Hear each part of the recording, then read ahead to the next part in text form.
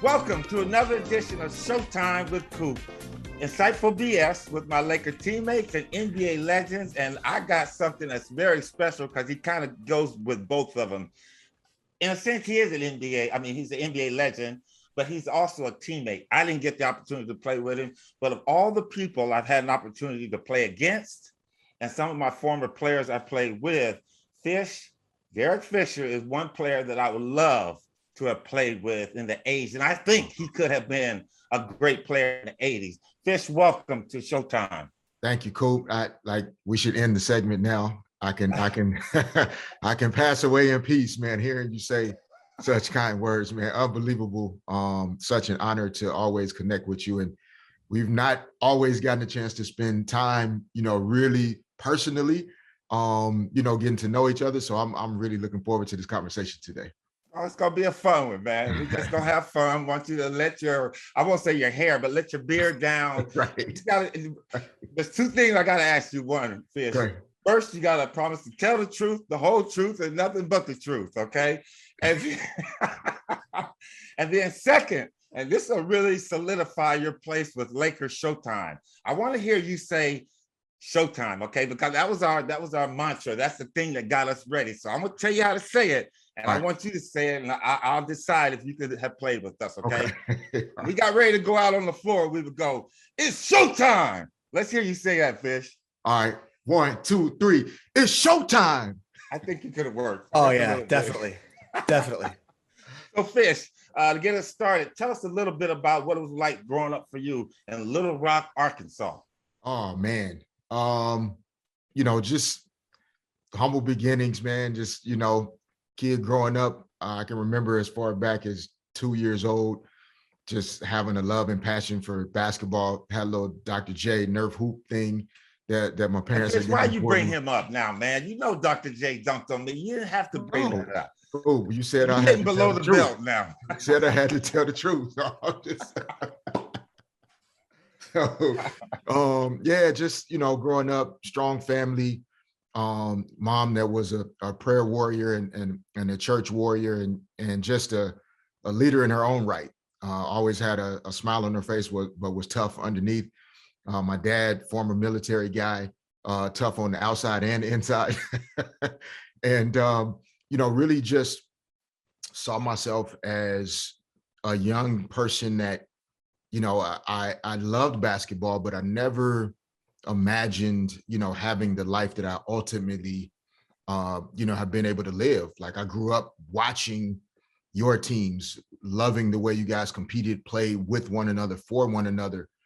And that's what I wanted to be a part of, but there's no way that you could have told me that I would actually be on the Lakers. So I grew up just really wanting to take my education and basketball as far as I could take them without necessarily seeing, 18 years in the NBA at the end of it. And you know what, Fish, that's what I was going to ask you. Your thoughts, did you see yourself being an NBA player? But before you answer that, tell me how much your family and how much your mom and dad stressed the academics for our younger listeners. Oh man, no, academics then and even still to this day, like my parents don't let up on that. They held me to a high standard. My sister, my siblings, like we got held to a high standard academically. There was no practice, no games on the weekend if you didn't hold up to handling your responsibilities in the classroom during the week.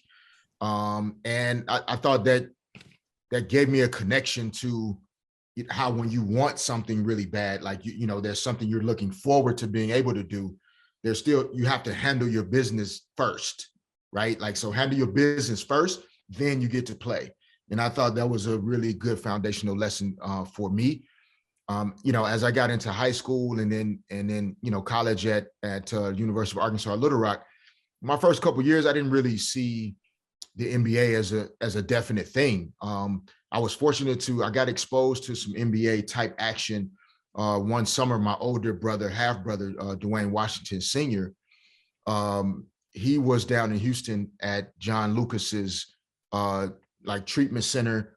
And it was like a lot of guys that were battling different substance abuse issues. They worked out there in the summer. They would go to rehab. They would train together. And I got a chance to go down and spend a couple of weeks with my brother in Houston. And I just got a chance to play some pickup games and work out with some NBA guys.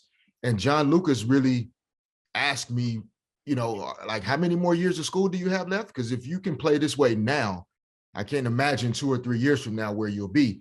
And that was the first seed that got planted in my mind that, if I keep working hard, maybe, but I still didn't know for sure. It's funny, Fish, that you would bring up John Lucas, because as we all go through our life and we have trials and tribulations, I actually spent 45 days down there in the rehab center. And John Lucas is a special guy, man. Yes, he is. Really, Luke had a real incredible college career, but again, he had his issues in the pros, but he's made a great thing that he has is this rehab home down there. So I'm glad that you even brought his name up, because I love John Lucas to death. So yes. You finished at Little Rock, Arkansas. You're the 24th player picked in the NBA. What were you thinking? I couldn't get past the tears at first. Because I was overwhelmed with emotion. Sometimes you can work your tail off and put everything into something, and it still just doesn't happen for you for whatever reason. And so to hear my name called, by the commissioner that night, it was so special of a moment, because it was one of the first times that as a young adult, you sense that if you really put your all into something and you fully commit to it and you don't give up until you get there, it can actually happen. And so the emotion was over the top. And then on the heels of that came, oh my gosh, I'm on the phone with Jerry West. I'm about to go to the Lakers. That was the next part of it. The initial part was just, how in the hell did this just happen? He just called my name to go into the NBA draft, and I couldn't believe it. I tell you what, Fish, when they first called you out, I didn't like you because you were left-handed. You were left-handed, and I don't like left-handed players. But you know what? I grew to really love and respect your game, man. Thank you. Just a little bit, because I usually do this at the beginning. But you're probably one of the only guests I've ever had whose accolades are shorter than mine, man. 5-time NBA champion, Sun Belt Player of the Year, 1996, 2-time All Sun Belt. Fish, that's all I got too, man. So we have walked the same path in our life, playing with the Lakers, doing the things we have done, coaching the Sparks, and we're going to get to that in a little bit. But when you got with the Laker team, did you see yourself being a significant role with the Lakers and going on to play for 18 seasons? No, I really, I don't think until my career ended that I took any of those days for granted. I really approached every day like I had to earn the right to be there. That was just the way I'd always approached practice, games, shoot-arounds. I had to give everything that I could possibly give, or else I wouldn't be here. So that was my talent, right? I wasn't 6'7", I wasn't as fast, as quick as other guys. I didn't do as many great things maybe as other guys, but my talent was, I'm gonna treat this and I'm gonna want this more than you are every day. And that's how I'm gonna last longer than you. So I really, from day one, whether it was practice, preseason, or whatever, I always wanted to keep my value up. I always wanted to prove to my teammates, to my coaches, that I belonged here and that you could trust me if you have me in the game. And that was the way I approached every day. Not a bad draft, that 96 draft, by the way, for the Lakers, with you and Kobe going in the first round. Did you have any idea how good of a player Kobe was when you guys were drafted together? No, I was confused, to be honest. There was no way in my mind that a guy that had just finished playing high school could go into the NBA and be successful right away. I grew up watching Coop and Magic and James and B. Scott, and there's no way a dude in high school can just go and all of a sudden be competing with those guys. It didn't compute in my brain. Well, let me say something about that, Fish, because, I was one of the ones that worked Kobe out. Yeah. And don't listen to the lies that they're saying. Kobe did not kick my ass, man. I was very competitive, but right. You know what? The thing about Kobe is that after that workout, we knew he was going to be the player. Jerry West said, hey, that's our guy. Yeah. And again, you get the opportunity to play with him. So, I mean, Kobe could play, man. He could play at an early age. Yeah. No, it was unbelievable. Like, it didn't take long after seeing him every day, but initially, there's no way it could make sense in my brain. Then he broke his wrist playing at Venice Beach, his first year. So then his training camp kind of got delayed. So it still took a while before I was able to actually see him on the court. And then it started to make sense after a while. They're like, no, this dude has all these tricks and things that a guy coming out of high school, there's no way he's supposed to know all of this already. And he knew it. Hey, our guest today is the great Derek Fisher, or D Fish, or Money Man, or however you want to call him. He's in the house today with us. Showtime Coop. Derek, we're at the point now where it's called Coop's Lightning Round. And I'm going to ask you, give you 5 names, and you tell us as much as you want about that person, okay? Got it. Candace Parker. Great. Legend. Honored to have gotten a chance to coach her. Like, she changed basketball. I don't know if we'll ever see another player like her. Phil Jackson. Oh my gosh. Like, put hair on my chest and a lot of our chests in terms of like our players, like, really taught us how to grow up and be men and hold ourselves accountable to, if we want to be successful, we want to win championships. You can't make excuses. It's not the referee's fault. It's not your teammates' fault. It's not his. It's you have to take ownership. And I'll always appreciate and respect Phil, not just as a coach, but providing an opportunity to then get into coaching for myself. Will always be forever grateful. Big Shot Bob, Robert Horry. Dirty. That's my guy. What you call him? Dirty. Yeah, Dirty South. Rob is from the Dirty South, down in Alabama. One of I think the greatest glue guy, I didn't get a chance to see the Celtics in their years in the 60s and what they put together, but I don't know if there's a player that will ever have the combination of confidence, basketball IQ, humility, and an ability to, like, regardless of the team dynamic, just find a way to fit into it, and not just fit in, but like elevate it to another level. Like, he's a special human being. And I think that's why, as a player, he made his team so much better. Like, it's about him, but it's not about him, right? Like, he has the confidence to be a winner and to be great, but he doesn't mind having other people get to shine. So wouldn't have this success without Rob. The late, great Jerry Sloan. Consistency. I only played for him for 1 year, but he was so consistent in the way he coached his players, his teams, the way he communicated. It was different in 2006 to see a coach manage the 12th guy the same way as the 5th guy, the same way as the first guy. And that was kind of out of date by 2006. But he was still consistent in the way he approached it. And I always thought that was as fair as I had ever seen a coach handle and manage his team. And God rest his soul. Last one is, and you're a man of faith, Fish. We know that. You remind me so much of AC Green. John the Baptist. Well, I may remind you of AC Green, but I am nowhere near, cut from the cloth that AC was and is. I learned a great deal from AC when you talk about consistency, et cetera.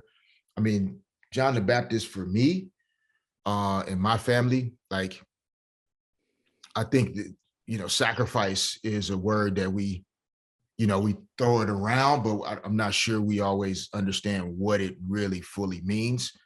And he always, to me, represented someone that was willing to give of himself in a way that other people just couldn't figure out a way to give that much.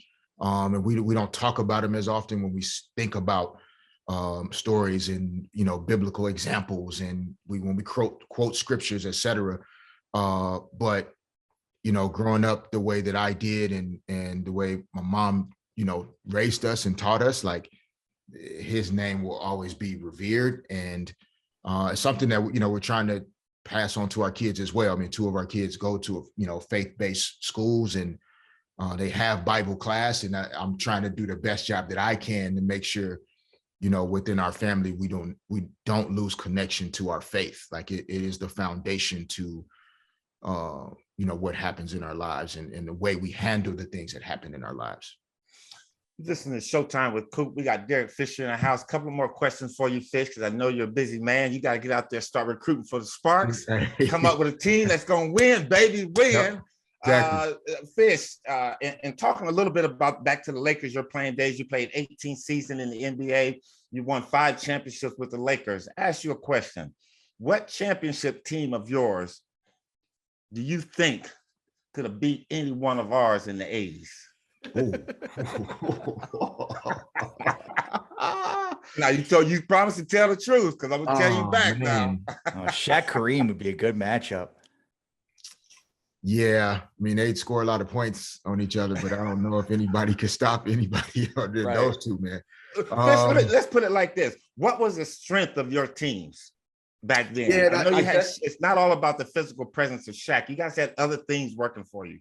Yeah, I think it's interesting, like, and I'm not sure, like, for your experience, Coop, like, there were kind of different versions, right, of those championship teams. Yep. So, like, the 2000, 2001, 2002 group, older veteran guys, really mature team, AC Green, John Sally, Glenn Rice, Rick Fox, Robert Ory, Ron Harper.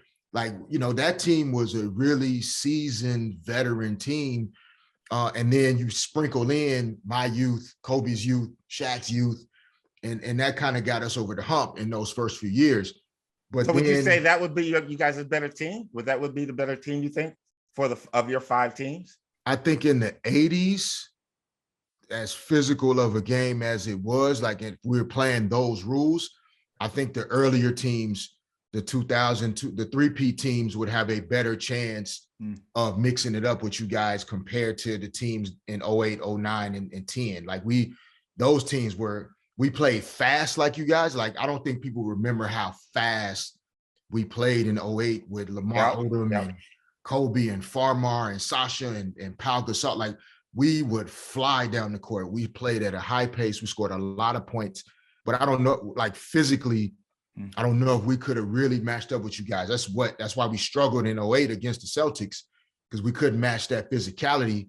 We had to grow into that.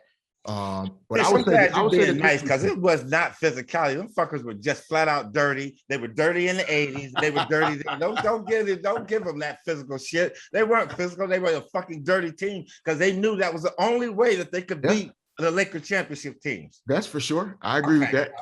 I'm glad I said it for you.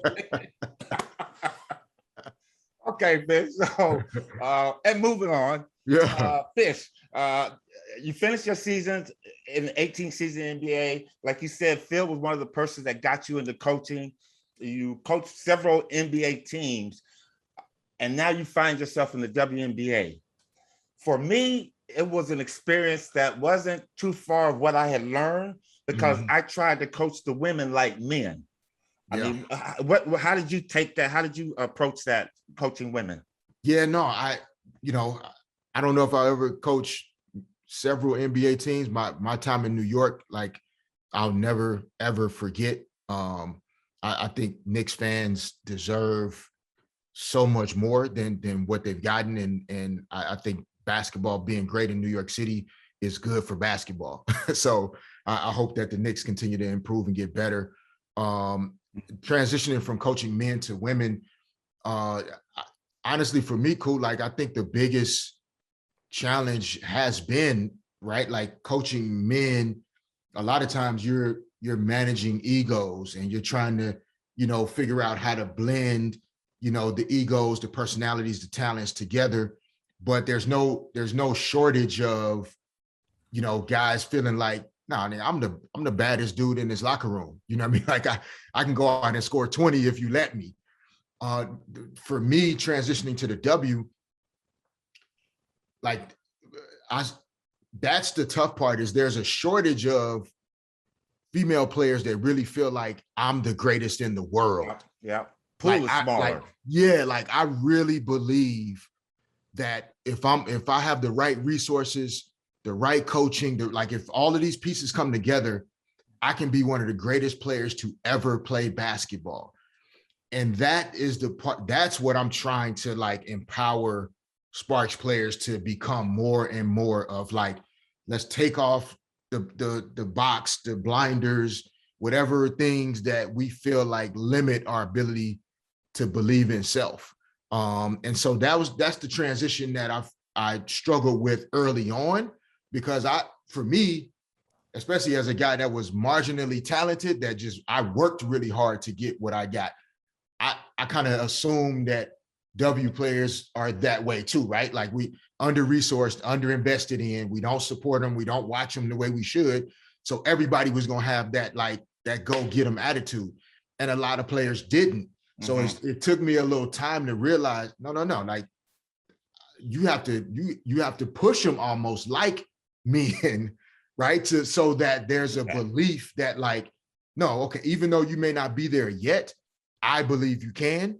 And so therefore we're going to work that way. And it's been gratifying though, the transition and the adjustments. You know what, Fish, I say there's two things that I enjoyed about coaching the WNBA. One is that the women look better in their uniforms.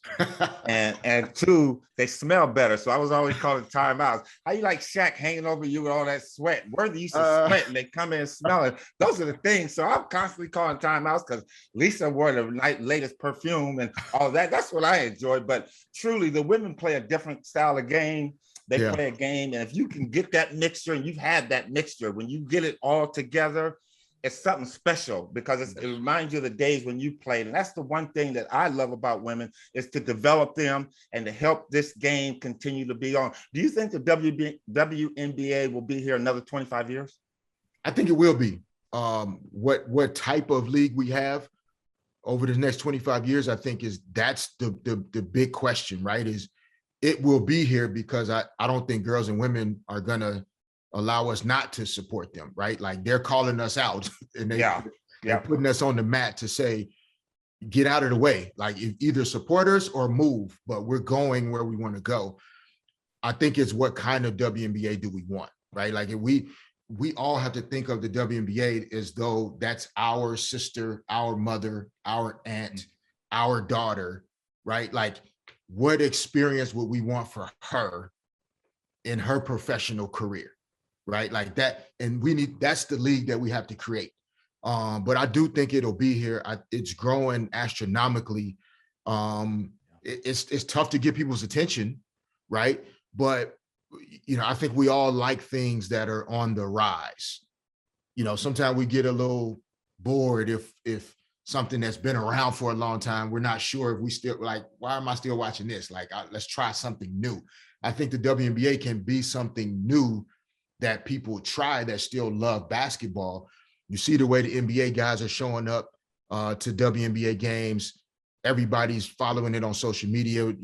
We want it to be great and bigger than what it is, but we just have to do the work and have the confidence and belief that it'll get to the place where we want to go.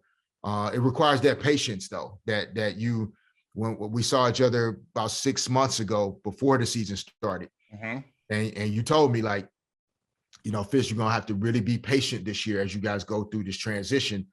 And the injuries forced more patience than I needed to have, but it was a really profound lesson for me to really understand how much patience is required in order to build something great. And we're still excited about where we're going, but we got to have a healthy team. And players that really want to be great. Like, you come to LA and you play for teams that wear purple and gold, there's no tiptoeing around trying to be the best in the world. And those are the type of players we have to bring in. Yes, as a player, last couple of questions. As a player, we had, for us in my era, it was the Boston Celtics. We hated them. For you guys, it was Shaq on the Sacramento Queens, whoever, and you guys had the Celtics too. And as I coached in the WNBA, for the Sparks with us, it was the Comets. Who is your new rivalry now? That team that you want to hate? I feel like it's the Minnesota Lynx. I think Cheryl is they had a sustained level of greatness and 4 championships in I think it was 11, 13, 15, 17. And so they walk in the building with that confidence, like, we're great, we're special. She teaches her teams to play physical. Let me cut you off for a second. That remind me, when you walked into the game, and I remember when I was in Atlanta, I walked again. Isn't that a demoralizing feeling to know that I don't care how good you coach them and ready to play, that you're gonna get your ass kicked? They were good, man. Yeah, no, Minnesota, man. She has built. But it's a great example though, like they're consistently good. Yeah. Because she's been there for many years. She's had the time and the opportunity to develop her belief systems, her values, her principles. Any player that she brings in, they have to buy into what has been established before that player got there. She's not coming into something where players are trying to convince her to do something different. And that's gone in sports now. Like, you don't see as many coaches, sticking around for 10, 12, 15 years in the same place. So I think the Minnesota Lynx, Bill Laimbeer has established, some good consistency there in Vegas. It's easy to not like Bill. It's really easy. I hate that guy with all my inners, man. I hate him. He's a successful coach. That's one of the just an asshole, wise ass guy, man. Yeah, no, he is. But I to his credit, he has done a lot for the W. Like he really champions for his players, and I hate coaching against him. I didn't like him in Detroit when he played. I didn't like him in Detroit when he coached a shot. I don't like him now, but I do really like and respect how invested he has been in the WNBA and the way he pushes for his players. And we all have something to learn from that example. Fish, last question for me. It's a foregone thing in the NBA, where in the NBA, you used to have coaches that were general managers. When I got there, it happened with Jerry West and stuff like that. How are you handling that in the WNBA? Because I know Bill is the GM and the coach. I think Mike Thibault in Washington might be the GM and the coach. How are you handling that? I didn't like that as a coach. I like those positions to be separate. How are you dealing with it? I think just finishing my first year, and it happened, I got hired as a GM right as we went into free agency. Yeah. So I'm really excited about this offseason, where being able to really plan and lay out a vision for where we want to go in terms of our culture, our team, the type of players, organizationally, what we want to do. So far, I do like it, Coop. I think in the W, there are about half of the teams that have that set up. James Wade in Chicago is the GM and coach as well. There are a couple of names that are not prominent. Cheryl Reeve in Minnesota. I think in the W, with the rosters being so tight, 12 players, you don't have a developmental system. It's such an intimate group of team and staff. I think it does position me, at least, and maybe others would feel differently, to have a really, really close view of every aspect of what's going on in basketball operations, and not feel as though I'm trying to figure out how to work with someone to put together a team, belief systems, priorities the way I see them. I think ultimately, as the league grows, they should be separate. But where the league is right now, the staffs are so small compared to the staffs on the men's side.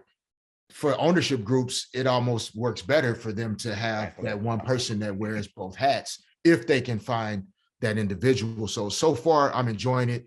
It wasn't easy, to be honest, to have to also be the guy that, spoke to agents and players about, hey, I'm going to trade you. This is what's happening. Okay, we're going to have to cut you or release you. Those are things that when I was coaching the first couple of years, I was not always the one in the room at that time. But I tried to just embrace it as a part of me getting outside of my comfort zone the way I ask players to, right? And being willing to push myself into areas that maybe I normally wouldn't. So I'm enjoying it so far. I do think that the W is a special place. I think it's going in the right direction. And we just got to keep pushing harder and speaking louder and supporting these women as much as we can. You know what, Fish? I had the blessing to be there at the beginning. And it's truly, truly a blessing to see players like yourself, men like yourself that are going on and not afraid to jump into that league, because the WNBA is very, very special to me, man. I watch all teams. I know you got to get some things done, so we're going to let you go. But good luck to you, man. Appreciate it, Coop. If there's anything I can do to help you out, but the pressure's on, baby. Yes, you sir. You got to get it done. Come on, you got it. Yeah. You don't have no first round picks. You got 4 second, I believe, 4 second and a third. Yep. You got to look up under some rocks, man. You got to throw a stick in the tree. You got to shake that bush, but you got to find that player, man, because you got a good nucleus. And again, I'm going to be praying for your team to be healthy. I know NECA has dealt with some injuries as well as Shanae. So good luck to you, man. Ari, anything? Cool. Nah, man, appreciate you both. Seriously, Ari, I know if you want to end with anything, but I appreciate the opportunity, man. The only question I have is it really possible to get a shot off in 0.4 seconds? It is very possible. It is indeed. How is it possible? You're a cheater. There is video evidence. But I mean, did you in that moment? The truth, the whole truth, and nothing but the truth. In that moment, were you like, yeah, that's, I mean, what do you, I mean, obviously you're not thinking anything because it's 0.4 second, but like, just, I mean, what's going on in that moment in terms of like what you have to do to get it off in that 0.4 seconds? Yeah, no, it's crazy. Like life always, like we're oftentimes something happens in life and we were in that position before. And if we can remember the lesson from it, we actually can be better the next time. So quick story, when I was in college, we were playing at Mississippi State and the game was tied with 0.2 seconds left. We were taking the ball out on the baseline in our basket, and I was taking it out. I made eye contact with our biggest, most athletic player. We made eye contact. Long story short, he spun out for a lob. I threw the ball right to the front of the rim. He tips it in, and we win the game. So for me, I had the experience. Wow. Of winning a game with 0.2 seconds left. So in that moment in San Antonio, of course, I didn't know what was going to happen, but during the timeout leading up to those moments, I never felt like there wasn't something that could happen in order for us to still win. So 0.4 was an eternity. That was an eternity. That was twice the amount of time. Thank you, brother, for being on the show, man. I appreciate that, man. Appreciate it, Coop. All my best to you. I'm gonna get out there and watch some more games this year. Okay, Fish. Please do. Anytime. Let us know anything you need, Coop. Everybody, Derek Fisher. Thanks, Fish. Thank you, man. Talk to you guys soon. Thanks, Fish. All right.